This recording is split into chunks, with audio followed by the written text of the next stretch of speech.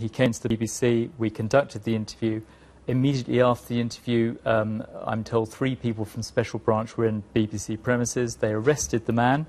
So, you know, very dramatic events tonight. In the interview itself, I think it shows quite an interesting portrait of Abu Nuzayba, our interviewee, and also the suspect, Adi Balajo. And I started by asking him about his early childhood biography. How long have you known Michael Abdaloja? We met roughly around 2002, early 2002. Yeah. And where did you meet? We met in Romford, Essex.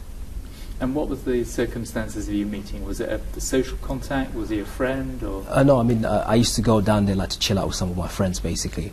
And during the course of going down there, we kind of, like, I think one day we just bump into each other. It's kind of like strange, because we didn't quite often see a lot of like black guys down there. So it was like, how are you? What's going on? How's everything? And we kind of exchanged numbers, and you know, from there, kind of the relationship built up.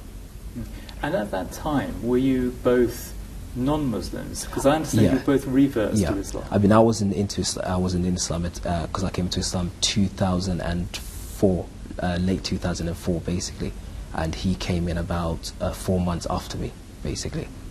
Now, it is well known, it's established on the record that he was known and he knew Omar Bakri Mohammed and Al-Mahjaroon at the time. Did you know him in those circles? Yeah. I mean, he used to attend some of the activities there, but he was quite an independent guy. He was never stuck to one particular group or anything like that. He would go to various circles, listen to various people and so forth. So he wasn't really kind of like stuck only with, you know, Omar Bakri or Anjem Choudhury and so forth. Like, he would float about, basically. But he knew them? Yeah, he was aware of them, yes. I mean, he had attended 1 or 2 events, yes. But at that time, I mean, obviously I've interviewed Omar Bakri Mohammed on many occasions, and Anjem Choudhury too. Yeah. One of the core beliefs and things that they aspire to is Sharia law, for example, in the UK. Yeah. Was that your position and his position at the time? Myself, I had that position, which changed later on. But Michael never took that position. Actually, he thought it was more sensible, you know, for Muslims to live in Muslim lands and basically want to, you know, live by the Sharia in Muslim lands. He thought that made more sense as opposed to basically living in the West and trying to basically implement the Sharia here. So did he consider emigrating to a Muslim land? Yeah, I mean, he did many times. You know, I remember he wanted to do some qualifications in relation to teaching, and he wanted to do a qualification in relation to fitness training as well, I think, which he eventually did. And he wanted to really kind of use that to maybe go abroad and, you know, live in a Muslim country. Well, that's some of the background to the suspect, Adi Balajo. But did Abu Nuzayba give us any clues as to what actually turned a switch in this man's head and made him into this violent person, potentially? He did. He said that about 6 months ago he had a conversation with him in London, and he says that Adi Balajo told Abu Nuzayba, our interviewee, that he had had a very bad experience in Kenya. And now we don't have any way of independently confirming this, but this is the account he gave us. He said he travelled to Kenya, he was arrested and picked up by the Kenyan authorities. He alleges he was tortured and abused, and he says that he noticed that fundamentally changed his mindset after that experience. I think we're going to see something here. Now, you describe Michael Abdaloja as, in a way, as a gentle man, the way you're describing him. Yeah. The contrast with someone who is capable of murdering someone on British streets is very, very stark indeed. Definitely. How do you understand that? Yeah.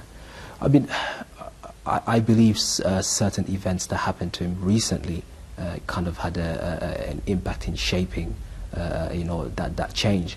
And although that change wasn't necessarily one that became overt, you know, aggressive or anything like that, he just became more kind of, you know, reclined and less talkative and so forth, like he wasn't his bubbly self, basically, you know. And the recent events were, you know, about 6 months ago, he basically just turned up one day, you know, just knocked out of the blue, no number, no anything. And he said that, look, basically what's happened, I went to study in Kenya. And, you know, when I got to Kenya, in a particular village, we were rounded up by Kenyan troops, basically. And we were taken to basically a prison cell. okay, and were all interrogated one by one. And he said that basically when my turn came, basically I didn't speak to them, obviously, because generally like here you say no comment and so forth, so I wouldn't accept, you know, to speak to them. And he said that basically the officer said, you're not in the UK. He said basically, you know, taking his private part side, he said, I'll F you, basically, if you don't speak. So, and basically he said that they, you know, they beat him quite badly. And his, you know, his comment was, he said, wallahi. Wallahi means, you know, it's like an oath, say, I'm not lying, meaning by God, you know, that I feel shy to describe to you what they did to me, basically. These were his exact words. You know, I feel shy to describe what they did to me, basically. Did he tell you that he was physically and sexually assaulted? He told me he was physically assaulted. He told me he was sexually threatened. And he indicated, from what I know of him, when he said, I couldn't, you know, I feel ashamed to tell you what happened to me. As far as I understand that, you know, it's sexual abuse, because there's nothing he will feel shy to tell me about except that. And when did he tell you that, roughly? This is roughly about 6 months ago. It's just an estimate. And did you have any doubt that he was telling the truth at that time? No. If you looked at his face, you know, and he was holding tears back, basically, when he was mentioning it. You know, I mean, my impression when I heard it is I wanted to hug him. You know, he's a close friend of mine. You know, and I wanted to kind of hug him. You know, like a brother. You know, to say it's okay. You know, it's fine. You know, don't worry about it.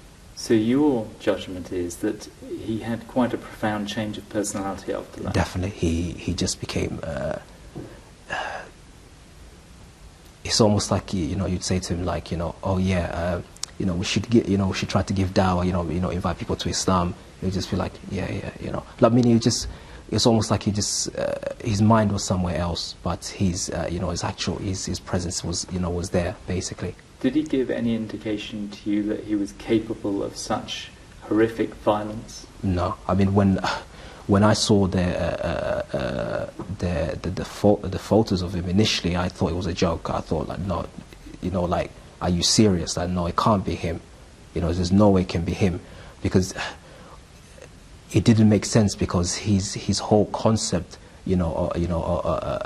was he just wanted to go and live in a Muslim land, basically, you know, and just basically get away from all the problems and all the troubles, basically, you know, because at that time he was basically being harassed by MI5. You know, this is something that he specifically mentioned to me. He said that MI5 had come to him. I think on his return back, he had been stopped, and subsequently after that, basically he was followed up by MI5. You know, he said they came to his house. You know, they were saying knocking his door. He pretended that he wasn't there, but they were knocking so much. He thought to himself, like, look, you know what? I need to kind of, like, you know, come and show my face. So he came out. He spoke to the MI5 agent. And they were saying that, look, we just want to have a chat with you. We just want to speak to you. So when did he tell you this? This is roughly about 6 months ago, roughly. And what was his reaction to being approached by the security service MI5? Yeah, his situation was that, you know, his wording was, you know, Ak means brother, you know, they're bugging me, you know, like they just keep, you know, they won't leave me alone, basically. Did he explain what they wanted?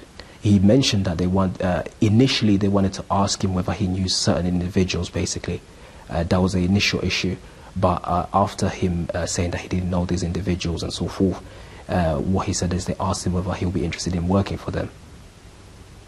And do you think he did end up doing any work for them or not? No, I mean, he was explicit in that, you know, he refused to work for them, but he did confirm that he didn't know the individuals that they asked him whether he knew. Well, there's a lot of allegations there, Richard. We'll come to them in a second. But on the MI5 point, a lot of people watching that will be thinking that was MI5 doing their job. No, absolutely. I mean, we don't have any way of verifying this, of course. But what I would say in general terms is that the security service will, of course, approach people to provide information or even act as covert sources. This is part of the work they do more generally. I don't think we can expect them to comment on the specifics of this case. But I think in general terms, you know, it's not out of the ordinary to expect the security service to approach people for information. And in terms of what we heard about Kenya there, I mean, Kenya for some people is a tourist destination, but Kenya for some other people is a route into Somalia and to joining Al-Shabaab, which is an Al-Qaeda affiliate, and also Kenya itself has had a severe terrorist problem. Yes, indeed. It certainly is. And, you know, on this man's account, we hear that he was picked up by the Kenyan authorities. Again, we don't have any way of substantiating this at the moment. It's plausible as a story, one could say that. We will have to wait and see whether we can actually get other corroborating evidence to back that up. And in terms of your interviewee, Abu Nuzeba, what was his reaction to these horrific events a couple of days ago? And if he knew, I mean, would he have done anything to stop something like this? Yeah, he was quite clear, actually, in the interview. I mean, he is quite open about having been influenced by Bakri Mohammed al-Muhajirun, this Islamist group, in the past. However, he was very clear tonight in saying that if he had been told, which he said he wasn't, about any plans for these kind of horrific violent attacks, he would have done his best to dissuade this young man from carrying those out. He says it's not justified. And his reaction actually to what he saw then? Yeah, the horror that everybody else had, or he tells me he was horrified by it. Yeah, he couldn't believe it when he saw the images. He couldn't believe this was the young man he used to hang around with in 2002, 2003. He was very, very shocked, so he says.